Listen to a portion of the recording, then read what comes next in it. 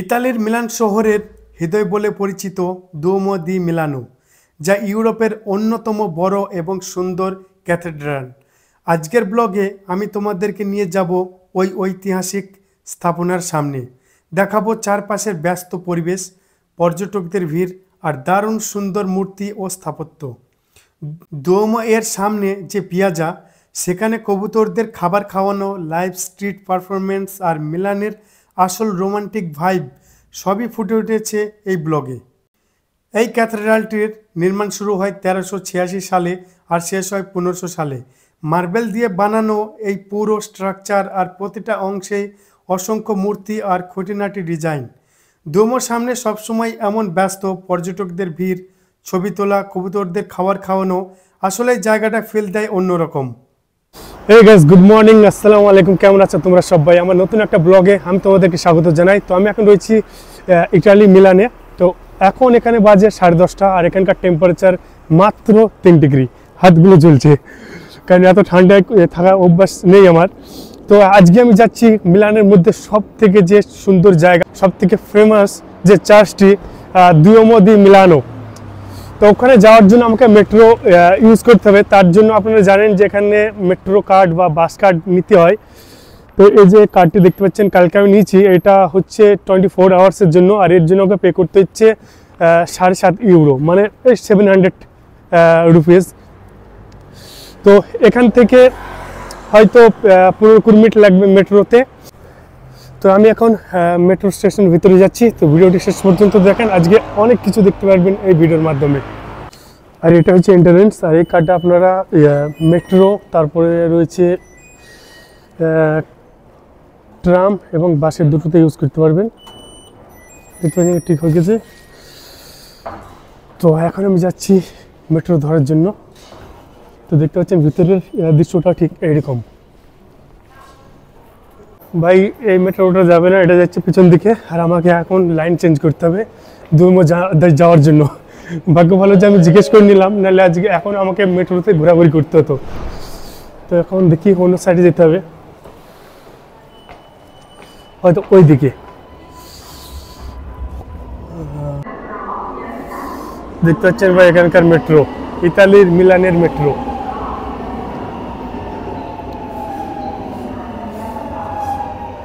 ভাই এখন আমি কনফিউজ।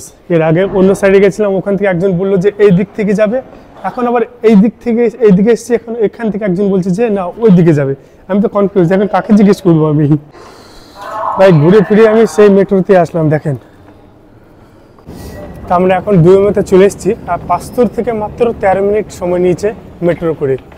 আর এখানে কিন্তু যাতায়াত কিন্তু সুবিধা অনেক। আপনি যদি একটু দেখে চলাচল করেন তাহলে দেখতে পারবেন যে এখানে ট্রাভেলের সিস্টেমটা অনেক ভালো। আপনি শহরগুলো ঘোরার জন্য ট্রাম ইউজ করতে পারবেন, মেট্রো ইউজ করতে পারবেন, তারপর বাস ইউজ করতে পারবেন। আর তারপরে সে একটা কার্ড কিনে 3 জায়গায় আপনি ইউজ করতে পারবেন, আর আনলিমিটেড যে কোনো জায়গায় যান। তো দেখতে পাচ্ছেন এক্সিটের জন্য আমাকে আবার সেই কার্ডটি এখানে পাঞ্চ করতে হবে।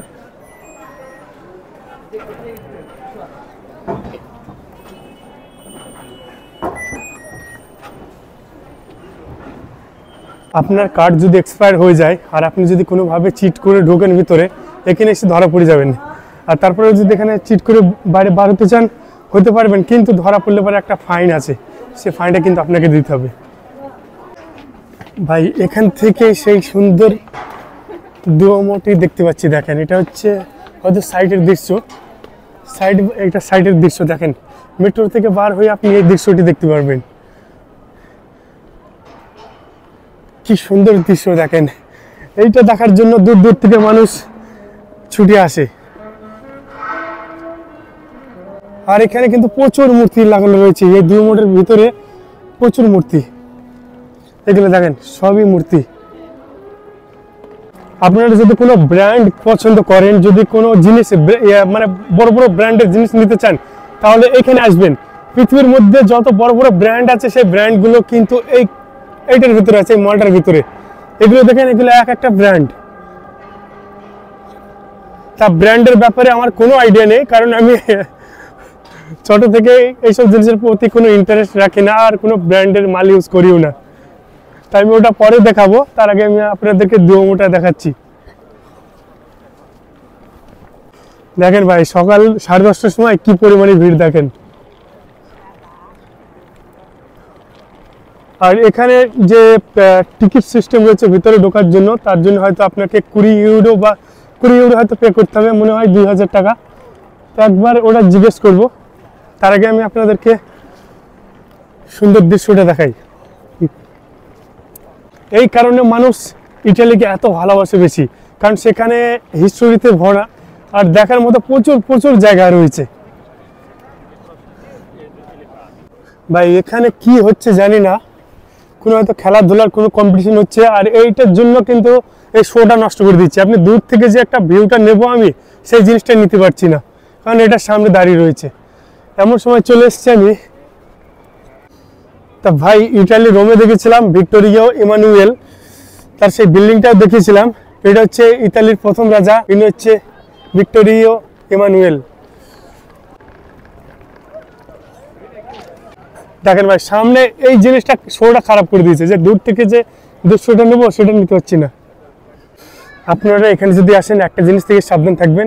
এটা এখন আর এখানে স্ক্যাম হয় কিনা জানি না, এই স্ক্যামগুলো এখানে হয়ে থাকে।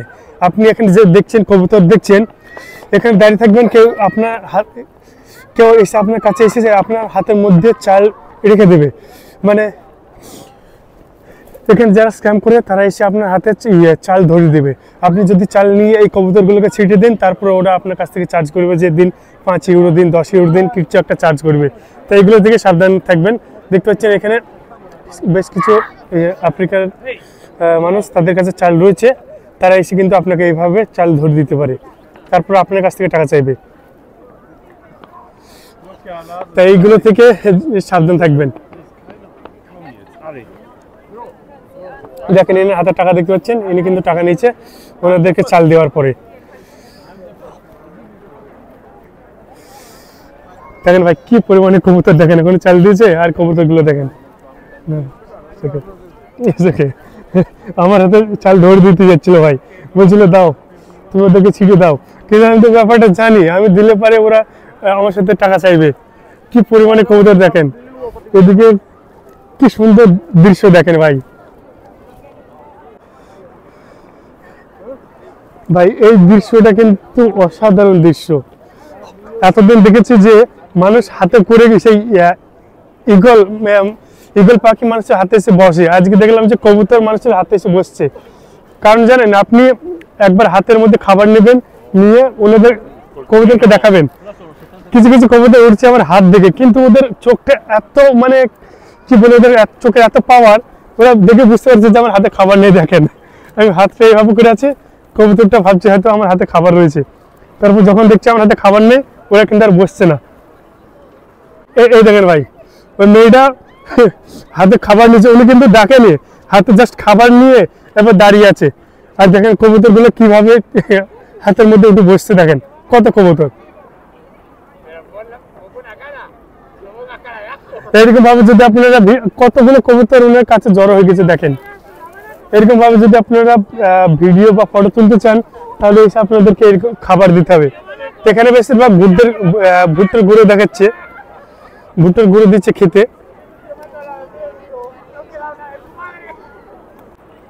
এটা জুম করে দেখাই, দেখেন আপনি খাবার দেবেন, আপনার গায়ে হেগে দেবে না, এটা তো হতেই পারে না। একটু আগে একটা মেয়ে হাতে খাবার নিয়ে দাঁড়িয়ে ছিল, আর সেই হাতের মধ্যে কিছু কবুতর ওটা খাবার খাচ্ছিল, তখন কোন একটা কবুতর মেয়েটার গায়ে হেগে দিয়েছে, দেখেন।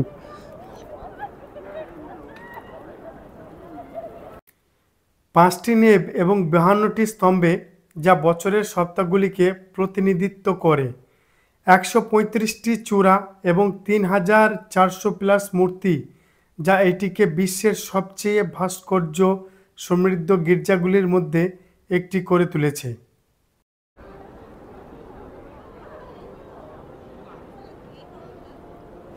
ভাই এখানে ঢোকার জন্য সিকিউরিটি চেকটা দেখেন, এখানে দেখতে পাচ্ছেন সিকিউরিটি চেক, আপনার ব্যাগ চেক করবে, ব্যাগের মধ্যে কি আছে না আছে সব কিছু চেক করবে।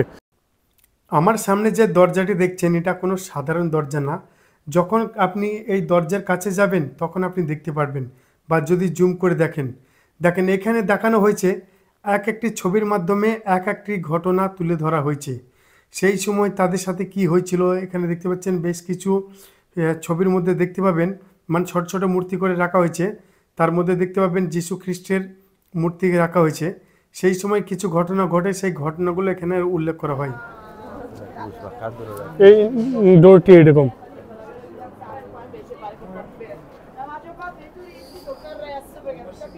দেখে মনে হচ্ছে যে একটা লোহার গেট।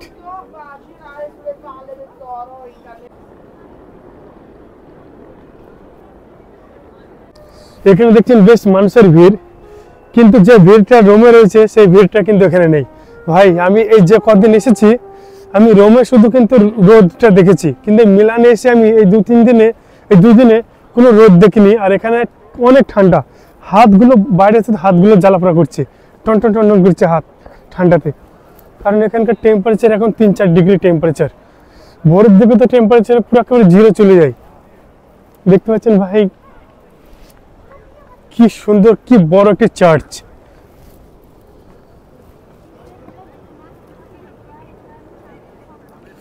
আর এই চার্চে প্রতিনিয়ত এরা কাজ চালিয়ে যাচ্ছে, চার্চের উপরে কাজ চলছে, মনে হয় হয়তো চার্চটিকে আরো বড় করে তুলছে। দেখেন ভাই এটা।